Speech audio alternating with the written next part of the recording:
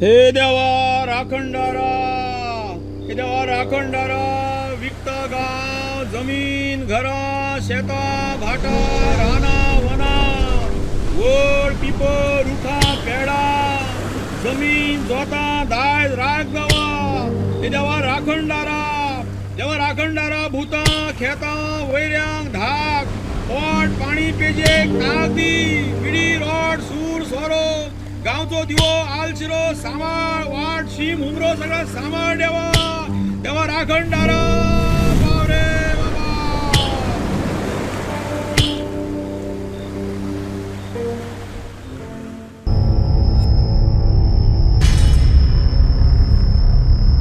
संबंध जितके पूर्वी होते, बोलणं चालणं व्यवस्थित, त्याच्यात आड अडचण येलेली आहे. तुझ्या तळ्यावरती जी काय विनंती ठेवली त्याप्रमाणे दोघांमध्ये बोलण्या चालण्याकडे कोणी काय नजर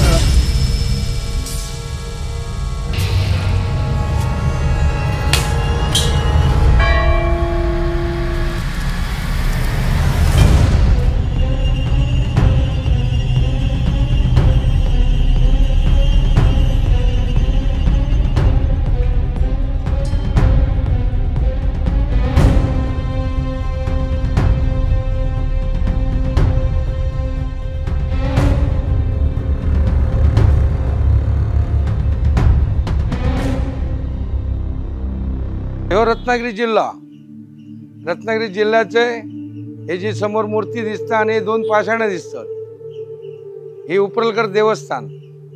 ह्या देवस्थान पूर्वी हे सगळे राजाकडे असले. रत्नागिरी जिल्हा आमचं राजवाडा देवाक, आणि थंय पाटेकर आणि उपरलकर हे रक्षण करते सावंतवाडीची देवता.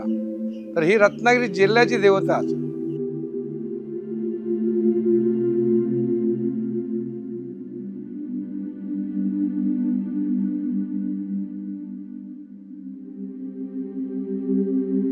गारपी ह्या मूळ हे जरा बाजू ह्याच्या बाजू का 10-12 किलोमीटर तर हे दोन्ही पाषाणा सकाळी दाखवल्या.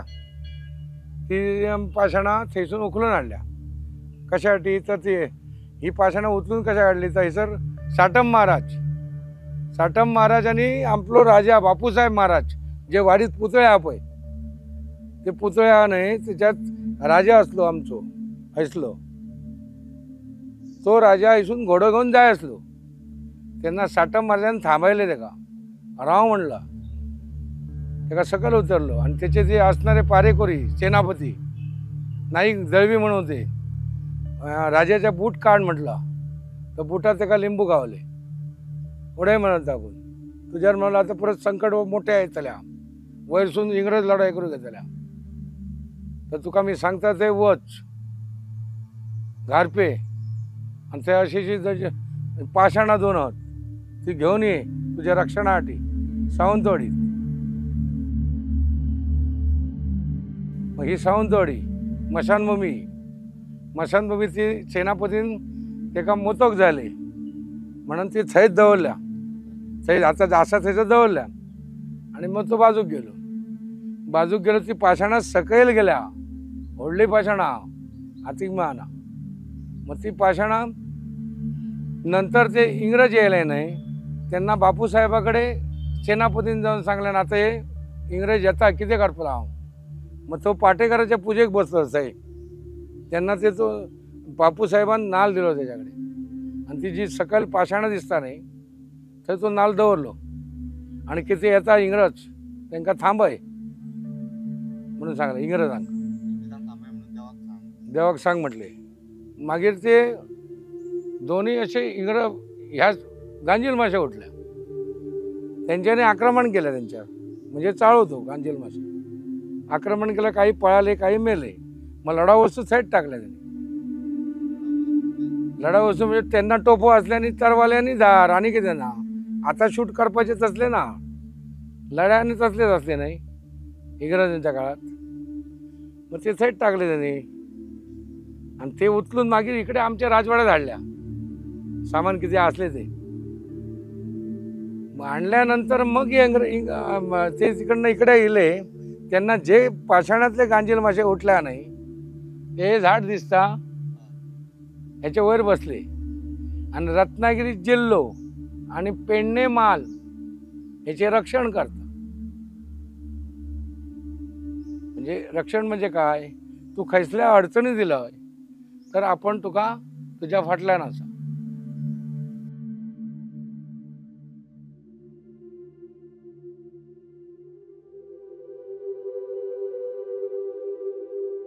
आंब्याचे पान तांब्याचे दार देऊन असे फाटल्यान मशान देवी या आणि त्याच्या फाटल्यान चाळो हा।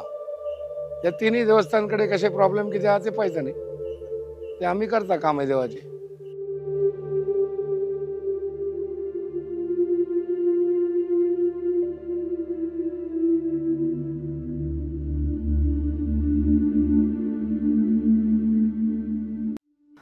देवस्थानाच्या बाजूक जो खांबो दिसता ह्यो त्यावेळी त्या ठिकाणी क्रियाक्रम करायचे। ही ॲक्च्युली ही मशानभूमी, उपरलकर देवस्थान हे मशानभूमीमध्ये वसलेलं असा। त्यावेळी इकडे जी विधी कार्य जा करायचंय त्या खांबाकडे करूचे आणि त्याच्यानंतर त्याच्या बाजूकच तळी असा, तुम्ही बघू शकता। त्या तळीकडे अंगस्नान करून स्नान अर्पण करून त्या ठिकाणी अग्नी लावण्याचं काम हे त्या ठिकाणी पुढे करायचे। त्या ठिकाणी एक आप्पासाहेब भेंडे म्हणून एक गृहस्थ, त्याच्या आईच्या स्मरणार्थ त्यांनी ती जी काय विधी कार्य होतं ते विधी कार्य त्या ठिकाणी केल्या आणि त्याच्यानंतर जो स्नान करून त्या ठिकाणी अग्नी लावक जात होतो, मधी ओहळ असल्यामुळे त्याच्यात 2-3 तास थांबलो, त्याच्यामुळे त्या ठिकाणी त्या लेकराक तिकडे परतावा करून मिळतो। म्हणून त्यावेळी ज्यावेळी त्यांनी त्या ठिकाणी गेल्यानंतर त्यांनी जी काय अग्नी वगैरे लावली तर त्यांनी आपल्या स्वखुर्शीनं त्या ठिकाणी ते लेकरं त्यांनी अग्नीचं जे काय पुढची प्रथा असते ते त्यांनी तिकडेच करून त्या ठिकाणी सगळं आता मशानभूमीचे कार्यक्रम त्या ठिकाणी केले जातात। पूर्वी जी हे सगळं एकत्रित असून इथे ती प्रथा चालायची। उपरलकर देवस्थान चाळ्याचं हे ह्या मशानभूमीतल्याच देवस्थानामध्ये एकत्रित आहे। आता मध्ये रोड आला त्याच्यामुळे तो दुभागला गेला आहे, पण हे उपरलकर देवस्थान हे मशानभूमीतलं देवस्थान। ही मशानभूमी जाते, ही मशानभूमी हा। या मशानभूमीत त्याचा राखणदार म्हणून उभा, हे 365 गावाचं राखण म्हणून करता म्हणून उभा आहे।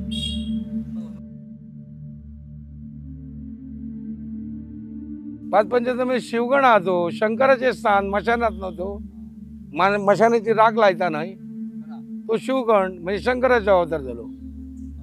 उपरलकर देवस्थान सिंधुदुर्ग जिल्हा हे जागृत देवस्थान आहे आणि त्यासाठी माझ्या वडिलांना प्रभाकर रामकृष्ण मसूरकर कैलासवासी यांना दृष्टांत झालेला होता आणि त्यामध्ये अशा प्रकारची मूर्ती ती त्यावेळी त्यांच्या स्वप्नात आली। जसं दांडा त्याच्यानंतर त्याच्यामध्ये अशा पद्धतीने केलं, त्यामुळे वडिलांनी स्वतःच्या पैशाने खर्च करून तिथे मूर्ती बसवण्यात आली आणि संपूर्ण जागृत देवस्थान 360 खेड्याचं सावंतवाडी मध्ये हे देवस्थान आहे शहरामध्ये।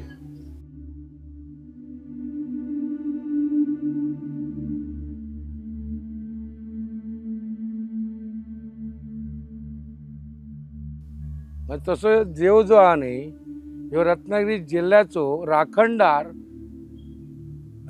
म्हणून आहे, म्हणजे प्रत्येक गावात ह्याचा स्थान असा। आता घोडेमुख म्हणजे तो ह्योच, कासारटोको म्हटलंय म्हणजे ह्योच। प्रत्येक गाव 12 मध्ये जो आज गाव जोडलो गेलो त्या गावाक चाळो जोडलो गेलो म्हणजे राखणदार। आता इन्स्पेक्टर कसं असता, मग आता पोलीस हा नाही, हे एरिया बा तुका दिला चल ओटवणा तू पय, हे बा काय तर बा म्हापसा हे पय तू म्हणून त्यांच्याकडे दिल्याने प्रत्येकाकडे, तसे राखणदार तू त्या गावचो। आता तुझ्या गोव्यात गेलं तर बोंडगेश्वर ह्यो मेन हा।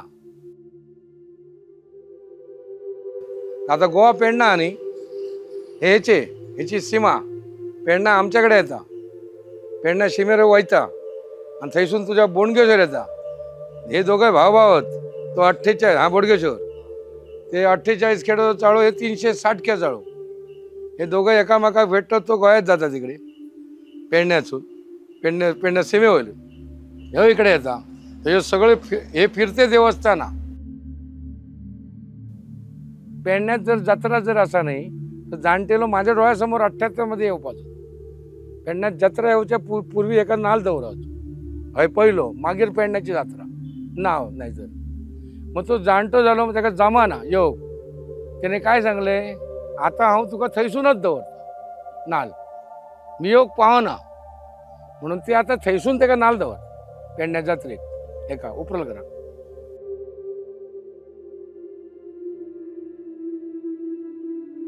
कोणतेही तिकडे उपरलकर देवस्थानला 2009 सालात लाईटिंग केलेली. आमची पैशाची अपेक्षा बी काही नव्हती.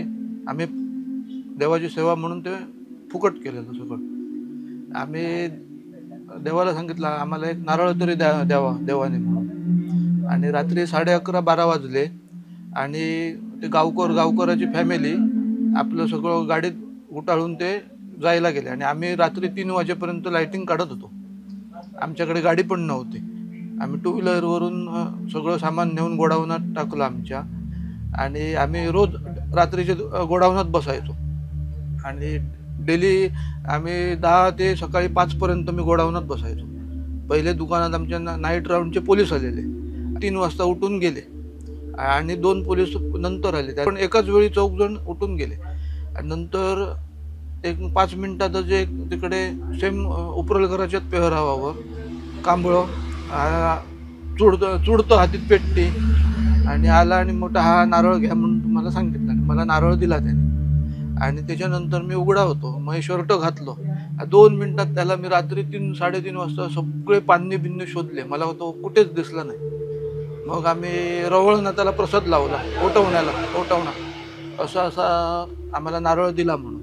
तर देवाने पण सांगितलं तो उपरलकराच्या रूपात आलेला. आणि त्यावेळी माझ्याकडे मटेरियल बी सगळं आम्ही धंद्यात तेव्हा नुकतेच होतो आणि आमचं सामान पण तेवढं काही नव्हतं. आणि आजच्या घटकेला आमचं सगळं व्यवस्थित आहे. त्याच्या हातीत कंदील असता, दाणो असता, कांबळे असता, फेटो असता, चामड्याची चप्पल असता, कोंबो दिसतात त्याका, नारळ दिसतात. सगळे 30 ते 35 वर्षापूर्वी झालेला होता दुस्तान. सावंतवाडीचे कलाकार जे मूर्ती कलाकार आहेत दादा चव्हाण यांनी ती मूर्ती बसवली. जशी विठ्ठल मंदिरला जसं कलश केला त्याप्रमाणे त्यांनीच ही मूर्ती बसवण्यात हे केली. आणि माझ्या वडिलांनी कैलासवासी प्रभाकर रामकृष्ण बसवकर सावंतवाडीच्या सोन्या चांदीचे व्यापारी यांनी ती तशा पद्धतीने स्थापना केली. आणि त्याच्यानंतर काही दिवसांनी तिकडच्या जे हे असतात आपले जे भक्तगण असतात तिकडच्या लोकांना जे मानकरी असतात त्यांना सांगितलं की तुम्ही हे करा. आणि त्याच्यानंतर ती पूजा अर्चा सुरू झाली तिकडे.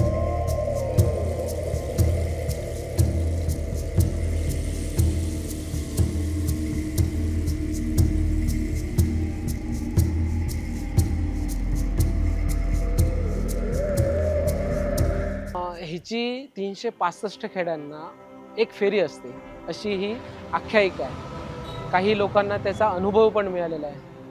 जिकडे जिकडे गेलात ज्या वेळी कोण अडचणीत आला, अडचणीतनं ज्या वेळी या देवतेला हाक मारला त्यावेळी हाके शब्दाला तो उभा राहून त्या ठिकाणी त्यांना रूप दाखवलेलं आहे.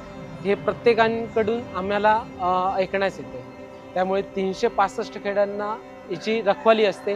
ही दृष्टांतापासून सध्याच्या चालणाऱ्या रीतीप्रमाणे ही त्या ठिकाणी आम्हाला ऐकावीच लागते.